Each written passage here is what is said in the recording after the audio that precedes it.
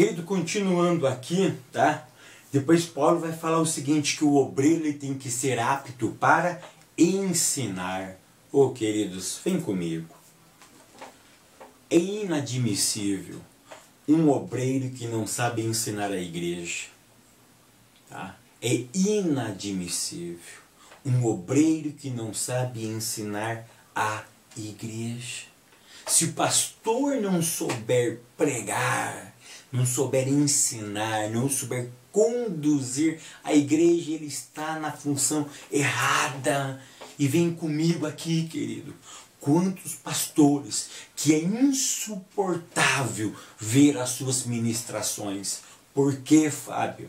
Porque não tem Bíblia, não come Bíblia, não lê Bíblia, não tem unção e a graça de Deus. São homens cansativos, são homens retóricos, são homens que aprenderam apenas o academicismo, mas esqueceu da unção e da graça do Senhor. Não pense os senhores, não pense as senhoras, não pense vocês, queridos, que ensinar é simplesmente conhecer a teoria. Não, ensinar demanda graça, demanda unção, demanda a glória de Deus no teu ministério, porque o que faz a diferença de uma pregação para outra pregação é a glória de Deus. O que faz a diferença de um professor para outro professor é a glória de Deus. Não adianta ter mecanismo humano, não adianta usar data show, não adianta usar recursos tecnológicos, não adianta fazer uma parafernália eletrônica para motivar os seus alunos a ver a tua aula, se você não tem graça contigo mesmo, se você não tem graça do Espírito Santo. Então você precisa ser apto para ensinar. E ninguém ensina se não aprender. Aí vem outro detalhe, tá? Tem certos pastores que eles chegaram num patamar que eles pensam que não precisa mais aprender nada com alguém. Queridos, nós sempre seremos incansavelmente discípulos de alguém. Nós sempre precisaremos aprender com alguém. Pastores, então nós precisamos ser aptos para ensinar. Outra coisa, não pode ser dado ao vinho, não deve ser espancador, ele tem que ser ordeiro. O que Paulo quis dizer do espancador? Muitas pessoas falam espancar a família, e eu concordo. É inadmissível um obreiro espancador dos seus filhos, espancando a sua esposa. Mas também Paulo, ele trabalha aqui também a ideia espiritual. Ele trabalha também a ideia do apacentar, que o pastor não deve simplesmente espancar as suas ovelhas. Com que? Com palavras. Irmãos, vem aqui comigo. Quantos pastores matando ovelhas com palavras? Eu vou mais longe, eu tenho certeza que na tua congregação deve ter algum irmão morto com o pastor, com uma palavra de algum pastor. O pastor não pode ser espancador, ele deve ser ordeiro, ele deve organizar o seu rebanho. Pastor não foi feito para ficar batendo nas ovelhas.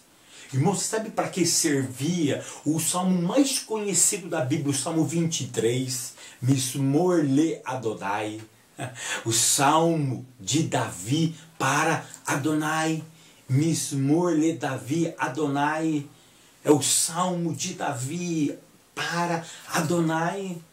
E o texto diz, o Senhor é o meu pastor e nada me faltará. O texto vai dizer que o pastor usava o que? Um cajado. Mas esse cajado não era simplesmente para bater nas ovelhas, mas era para resgatar em momentos de dificuldade. É isso que Paulo está querendo dizer aqui. Paulo diz, olha, organiza as tuas ovelhas. Não a espanque, mas organiza, coloca elas em ordem. E como que você faz isso, querido? Apto para o ensino.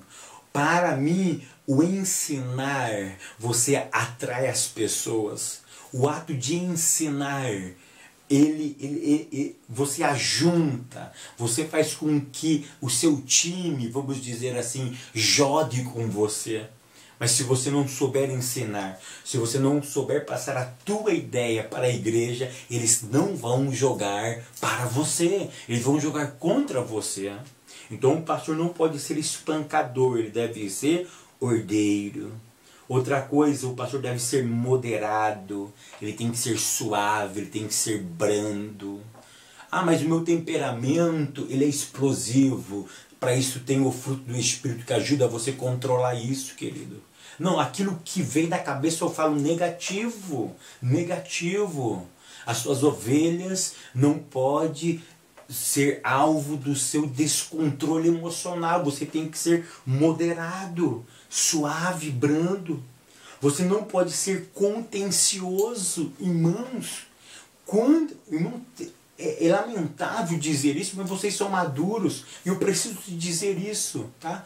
Vocês já devem ter presenciado pastores brigando, saindo em luta corporal com algum membro da igreja. Irmão, isso é inadmissível. Ele não pode ser contencioso, ele não pode ser avarento.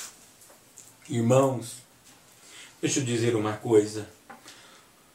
Quando Paulo disse para Timóteo, na sua primeira carta, capítulo 3, verso 1, aqui, fiel é essa palavra, aquele que deseja o episcopado, excelente obra, deseja. Paulo está elogiando quem aspirava a ser pastor, porque naquela época ser pastor significava, sabe o quê? A morte. É por isso que Paulo elogia. Naquele contexto era muito provocante, era muito difícil, porque ser pastor naquela época era sinal do que? De assinar a sua sentença. Você ia morrer, porque eles pegavam o líder, porque eles acreditavam que se matando o líder, morria os seus súditos. Então Paulo, ele estava elogiando quem aspirava o pastorado, porque estava assinando a sua sentença de morte. E por isso que depois Paulo vai falar sobre o quê? Sobre as qualificações. E uma das qualificações que Paulo diz é não ser avarento. E hoje ser pastor é sinônimo de ser avarento. Se você vai em algum lugar, o que as pessoas falam? Tu é pastor? Sou. Tu é ladrão, tu é avarento, tu pensa em dinheiro. E infelizmente, irmãos, tem muitos obreiros hoje que quando vê os seus fiéis, não vê almas, mas vê cifras, vê dólar, vê reais, vê euro. É lamentável eu dizer isso, mas nós temos pastores amando o dinheiro e aborrecendo a alma das pessoas. E o que vale mais para os pastores, a alma ou o dinheiro? O que vale mais? Quantos membros eu tenho ou quanto entra na minha congregação?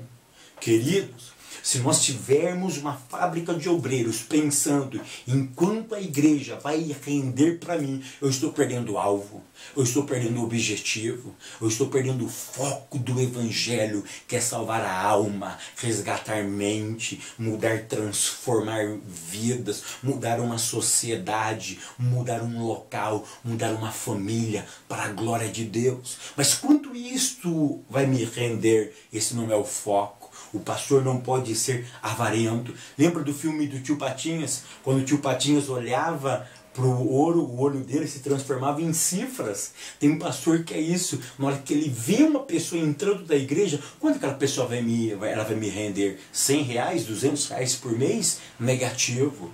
Eu tenho que focar na alma dela. Eu tenho que focar na transformação da vida dela e o que ela vai contribuir para a sociedade. Será que ele vai ser um bom cidadão? Será que ele vai ser um bom pagador dos seus tributos? Um bom cidadão? Será que ele vai ser um bom marido? Um bom pai? É isso que nós temos que pensar. Não, mas nós temos hoje, querido, deixa eu dizer algo forte aqui. Nós temos hoje pastores que sugam as suas ovelhas. Jesus mudou paradigma. Olha o que Jesus disse. Qual era a razão tá, do sustento na época de Cristo era o pastoril. O pastoril trazia o alimento, ou seja, e os pastores viam nas ovelhas uma lucratividade. Jesus foi na contramão.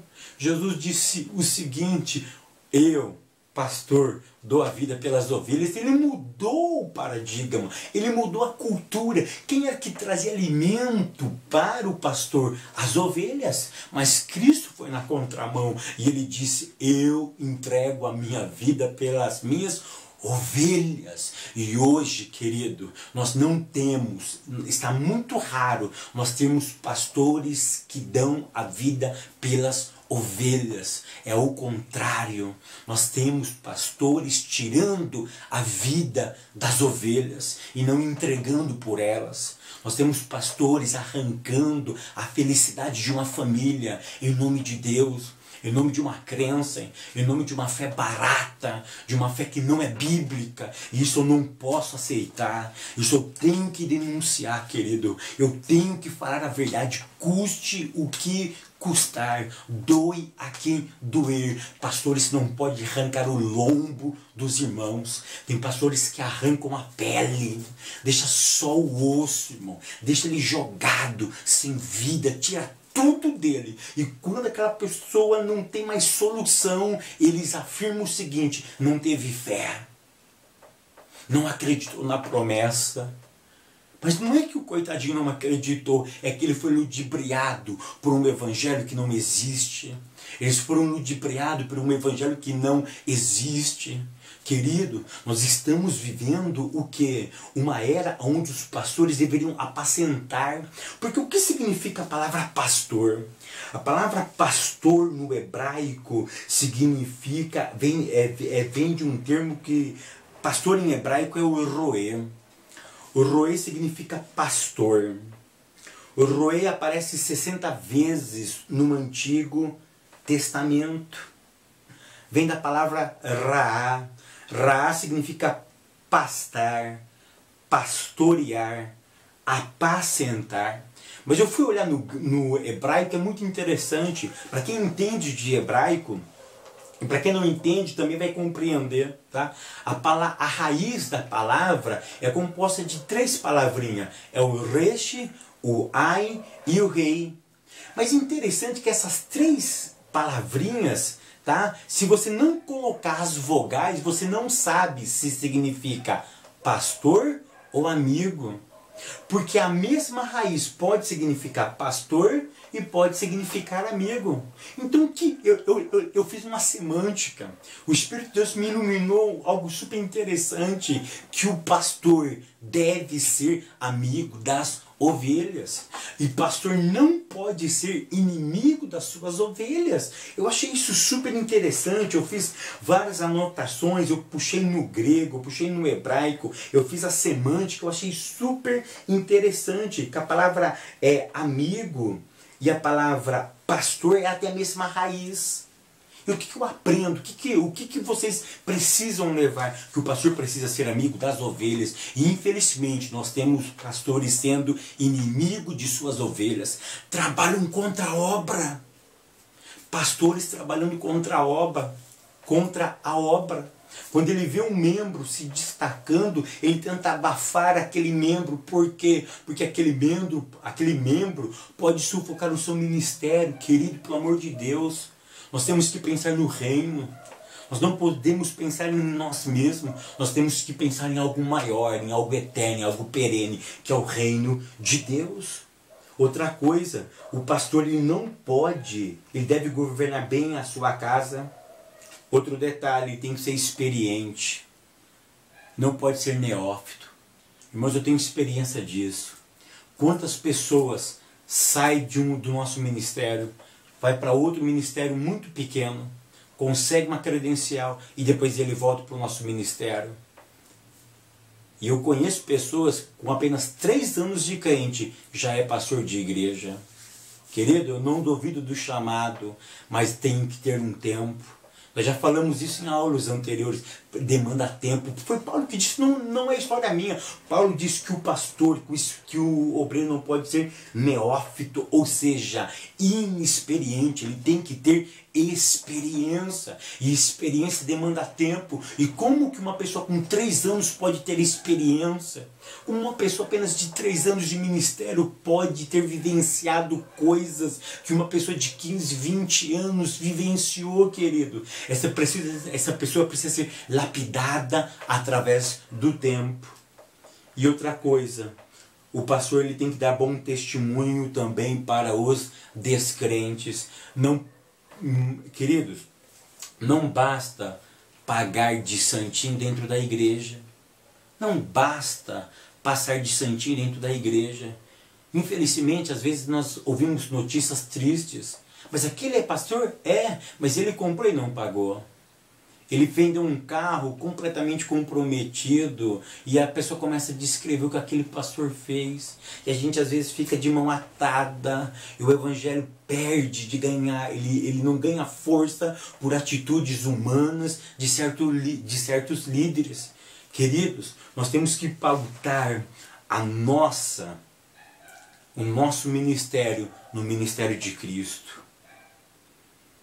Eu gosto muito de um texto de Ezequiel capítulo 34, do verso 1 em diante. Leia Ezequiel 34, do verso 1 até o último verso. Eu acho muito interessante que Ezequiel lhe descreve que o pastor devia cuidar incansavelmente dos animais indefesos. Você sabe o que eu aprendo aqui? Existem pastores que pastoreiam para uma elite da igreja. Ele avalia quem dá mais dízimo, aí ele pastoreia para essas pessoas. Mas para os indefesos, para os analfabetos, para os incultos, para aqueles que não trazem lucratividade para a sua igreja local, há o que? Há uma segregação.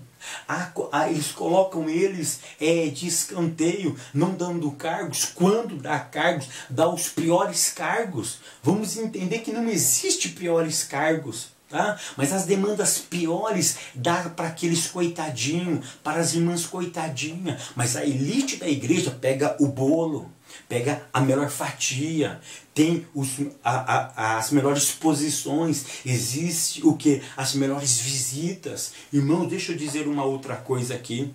Teve uma pessoa, um membro de uma igreja que falou o seguinte: Fábio, o meu pastor ficou 2 anos sem me visitar, querido, e isso é inadmissível. Inadmissível. Um pastor na época de Cristo, na época de Davi, quantos dias ele cuidava das ovelhas? 7 dias da semana. Pastor não tinha folga. Pastor não tinha folga. E Ezequiel 34 vai falar justamente sobre isso. Ele cuidava dos animais indefesos. E sabe qual que era a diferença do verdadeiro pastor para o mercenário? Tá? Eu achei muito interessante essa frase, que a devoção ao dever era posto à prova ao montar-se guarda sobre o rebanho, noite após noite, contra as feras e os salteadores. Pastor tem que cuidar das suas ovelhas para que o inimigo não queira as tragar. A devoção de um verdadeiro pastor é quando ele se põe a posto noite após noite. Teve um dia que um pastor disse para mim: eu não atendo o telefone de madrugada. Querido, então você não serve para ser pastor. E esse homem vivia de tempo integral da obra. E ele falou que ele não podia atender telefone de madrugada. E ele ganhava para isso.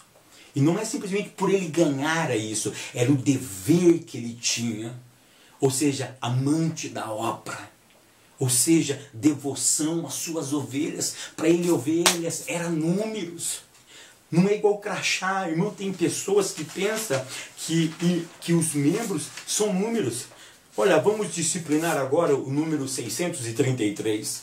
Vamos disciplinar o número 38. Não, não é números.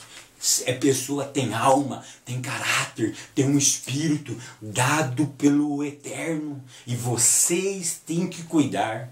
Os pastores, lembrando que Deus que deu pastores à igreja. E esses homens então têm que cuidar das ovelhas. Que Deus continue levantando homens capazes de realmente fazer essa obra. Eu sei que existem muitos homens sérios. Eu sei que existem homens devotos. Homens que dão a vida pelas suas ovelhas. Mas existem outros homens que são mercenários, que são ladrões, que estão defraudando